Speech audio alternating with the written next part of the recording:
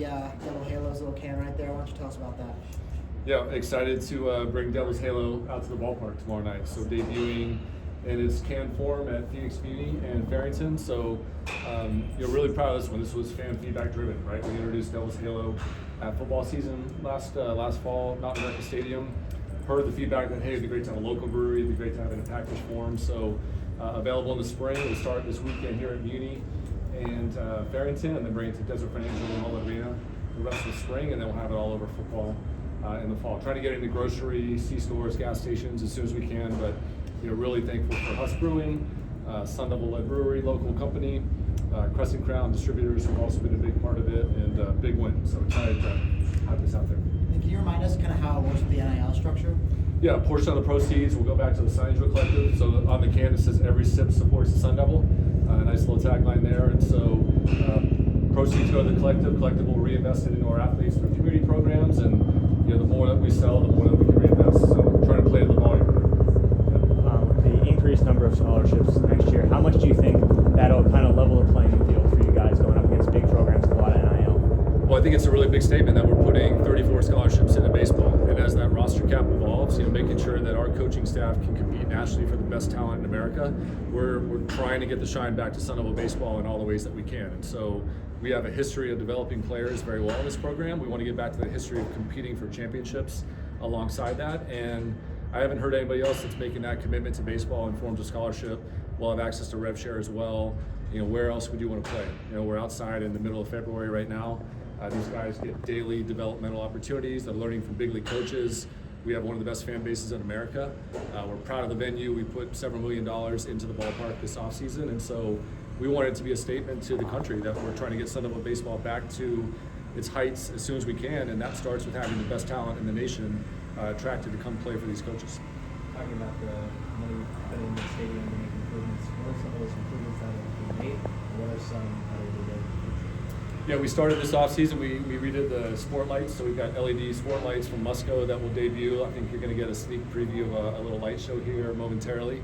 We're in the process of redoing the audio throughout the stadium as well, and so as we've done in a number of our venues, focusing on fan experience and creating a better game day, environmentally, the food and beverage, the entertainment around all of our sports. So we wanted to continue that effort here at Phoenix Muni as well.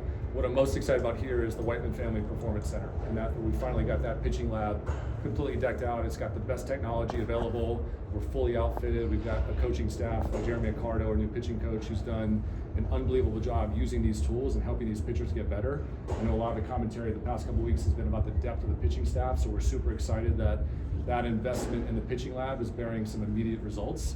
It's admittedly been a part of our program that's held us back the past few years, and so with Jeremy coming in, leading the charge on our pitching evolution, having tools in our pitching lab that we can really use to go help these elite arms translate that into game performance. Very excited about that. Is there any foreseeable changes to come even more in the future? Yeah, I mean, we're always open to ideas. We're looking at any different way to help sell a ticket, drive a partnership, create a better game day experience. Phoenix Muni is no different. I think there's a long-term opportunity to make this the best ballpark in the state and combine the fan experience that a lot of people in the Valley are used to at spring training. I got to be a part of Salt River Fields to know that playbook very well, and pair a great game day experience with the most meaningful baseball in the state of Arizona. And Sun Devil baseball matters to a lot of people, and so we want a ballpark that reflects the history of this program, that excites kids and families and young professionals and longtime fans, everybody in between, to come out to the ballpark. And where else would you want to be in the spring than Phoenix Muni or Farrington, enjoying our weather, enjoying these elite programs? And so we've got some ideas that we're going to continue to talk through in terms of what else we can do, driving a better fan experience at the ballpark. Food and beverage is the experience anchor. You've heard me talk about that in a lot of our sports, no different at the ballpark. So, what we did this offseason we think is a starting point. We're very mindful of other ways that we can continue to improve a game day here at Muni. What are some of the feedback you've gotten from the pitchers on the pitching lab? Obviously, they all love it, but what are some of the specific things you've heard?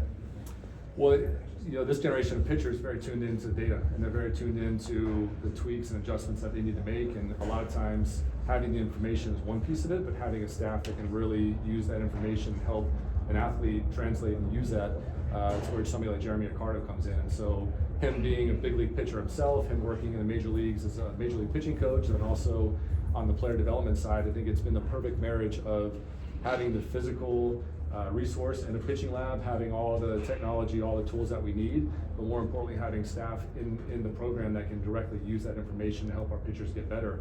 A lot of times we say you can't have too many socks in the top drawer, right? Like, we want these guys to go execute and be free and easy. So you need staff that can take that data, as intricate and complicated as it is, and simplify it in a way that the pitchers can respond to. And so we're lucky with Jeremy here. The Mayo Clinic has been a huge part of that effort for us.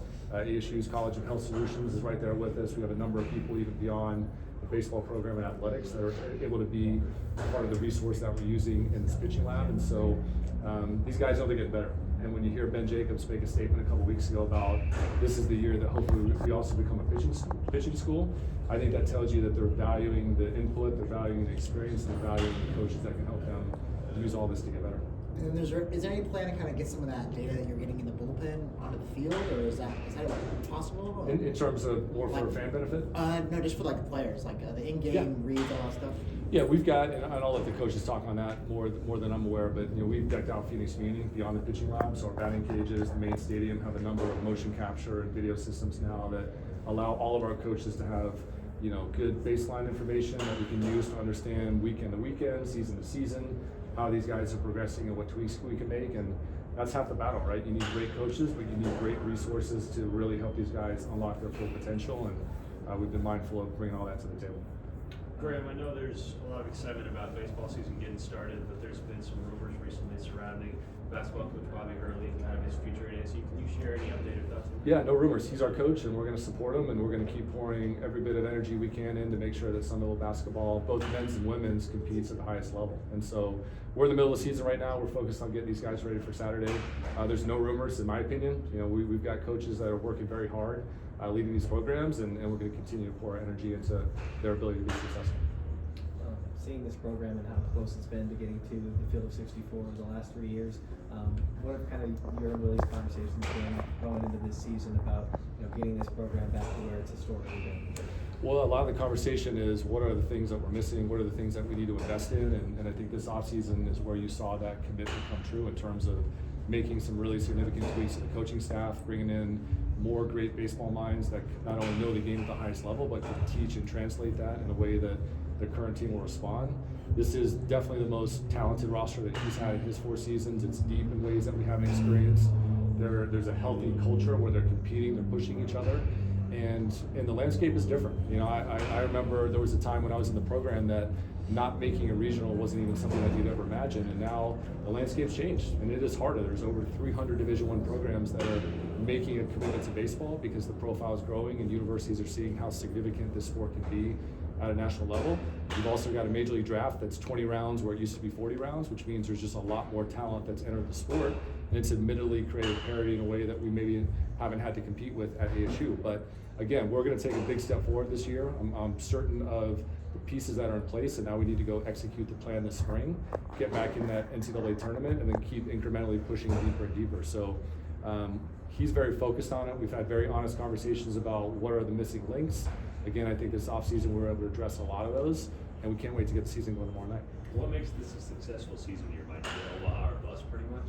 That's always the expectation. And anybody who's been around ASU athletics or Sun Devil baseball, this is an Omaha or bust program. We're not willing to relinquish that as a standard. The journey to get there is more challenging than it's ever been before, but we welcome that reality, and I don't ever want to compromise the standard of being in that national conversation, being able to compete for deep tournament runs, and getting back to Omaha as quickly as possible. That doesn't mean it's a failure if we miss that goal, but we're focused on expectations, and we want the pressure, we want the high goals and expectations of what we're doing in baseball and all of our programs, and so we're trying to chart a course every way we can to get to that promised land, get to that ultimate destination, and not try to ease our way into the conversations. The college football playoff maybe wasn't a stated goal, but you got competitive people that want to go unleash our potential and compete at the highest level. And when you see a sport like football that kind of came out of nowhere to accomplish that, it really makes you understand the culture and the hard work and the energy that goes into those outcomes. And I'm sensing a lot of that here in baseball and softball this spring, and excited to see how softball off to a really good start continues to do, and then baseball getting going tomorrow night.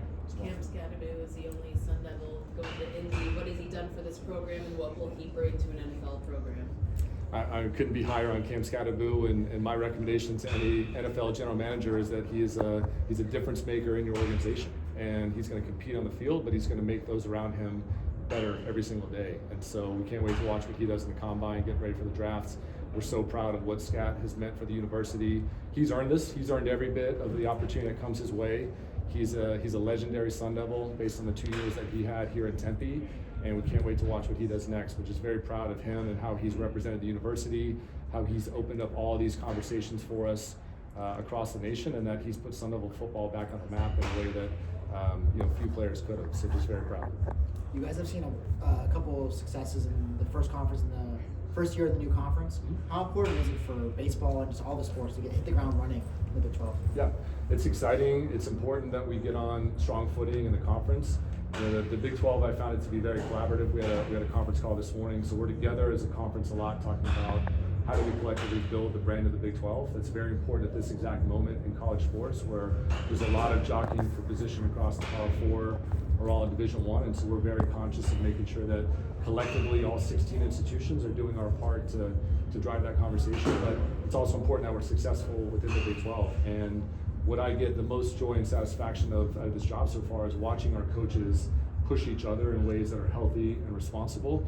I oftentimes talk about it's like a group of friends where you're pushing each other and you want to outdo each other, but you also want to lift up the entire group. And so seeing our head coaches collaborate, seeing their staffs collaborate, really compare notes. We're all trying to recruit to ASU. We're all trying to lead 18 and 22-year-olds in a very complicated time in the world. We're all trying to bring success to ASU and the work that we're doing, and so they benefit from that perspective. They benefit from that time together and understanding each other's journeys and having that success. And volleyball and football winning the Big 12, swim and dive coming up in a couple weeks, wrestling in a couple weeks. We'll get into the heart of gymnastics and baseball, softball tournaments, track and field, golf and tennis later this spring. We're in a really good position. I think we've got 11 or 12 of our programs in the top 25 right now, 5 of them in the top 10, including the ones that wrapped up in the fall. And so there's this spirit of success and competition that's happening in the department right now that I'm very excited by, mostly because these coaches and sports are pushing each other in a great way. So I'm excited for that. How do these new upcoming changes with rev sharing and scholarship increase impact the widespread athletic department as a whole? In what regard? And just like, what's that going to change from what is currently here? Well, it creates incredible opportunity for us. And the fundamental changes of what could be coming this summer if this agreement and settlement moves forward, NIL becoming commercial intent, fair market value, that's what it was always intended to do. Never been a better time to be in a major metropolitan market where you have access to decision makers and brands and companies big and small, and our ability to tap into that for NIL is there, and we're very focused on it. The rev share, we're going to be a full participant. We're ready to adapt to that new reality in college sports, and then the opportunity to invest in scholarships across all of our sports. We've announced baseball going to the full 34. We're going to be adding significantly to all of our sports, and we'll get into the details of that at another time. But we look at it as an opportunity to put all of our sports in a position to have success in a national conversation. And now that we have roster caps, but there's also no limitations on the investment that we can make in scholarships, we see that as a tremendous opportunity because they are still students before they're athletes, and the president has been very clear on, I want to invest in the student part of the student athlete now more than ever. And so we want them to be successful competing and representing ASU, but more importantly, we want them to be successful as young people. And we want them to come to ASU and not have the stress of loans or financial aid, and really know that there's an investment into their journey. And so we can create our own destiny in that regard. And we can say, we're not just committed to the growth of football and basketball. Those are incredibly important to us. We have 26 sports that are incredibly important to ASU, building a brand globally, to having success in all of our sports, adding value to the Big 12. And that's why we're going to be adding significantly to a number of our sports and scholarships. It also means we've got to run a better business, as we've been talking about. So we're really focused on the business unit of Sun Devil Athletics, connecting with our fan base, selling more tickets, driving more partnerships, building a bit bigger donor base so we can make that reinvestment into all of our sports. And so, in my opinion, it's all full circle. We're trying to build a better game day for our fans, to attract more fans into our venues and stadiums. And then all of those resources we're reinvesting in the young people and the athletic abilities of all of our sports. Okay.